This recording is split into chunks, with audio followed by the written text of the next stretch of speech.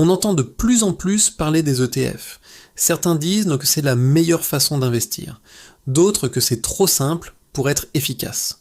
Pourtant, les ETF sont aujourd'hui utilisés par des millions d'investisseurs, y compris les plus gros gestionnaires de capitaux au monde.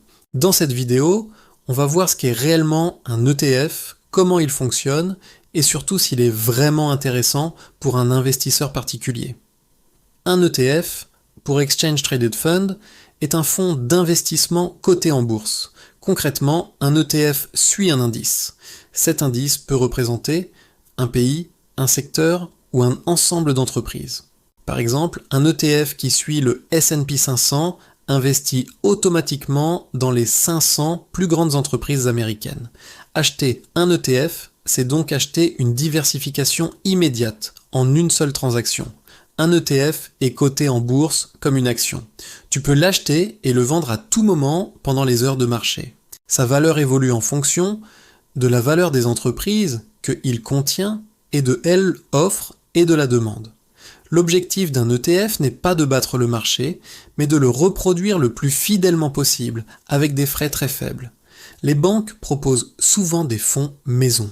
Ces fonds ont généralement des frais élevés, une performance irrégulière et peu de transparence.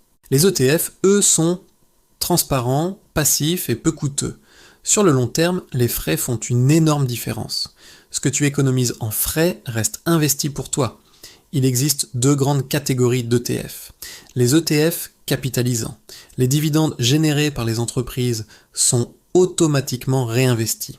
Résultat, le capital grossit plus vite grâce aux intérêts composés. Les ETF distributifs, eux, versent régulièrement les dividendes à l'investisseur. Ils sont plutôt utilisés pour générer des revenus réguliers. Aucun n'est meilleur que l'autre. Tout dépend de l'objectif. Les ETF offrent plusieurs avantages majeurs. Diversification immédiate, frais très faibles, simplicité, transparence, accessibilité. Ils permettent d'investir progressivement, même avec de petits montants, et surtout, ils réduisent le risque lié à une seule entreprise. Les ETF ne sont pas parfaits. Ils ne te rendront pas riche rapidement.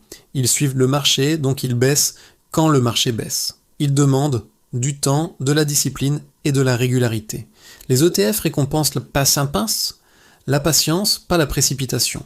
Les ETF sont intéressants si ton objectif est d'investir sur le long terme, sans passer tes journées à analyser des actions.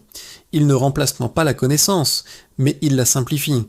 Comprendre les ETF, ce n'est pas chercher un raccourci. C'est accepter que sur le long terme, la simplicité bat souvent la complexité.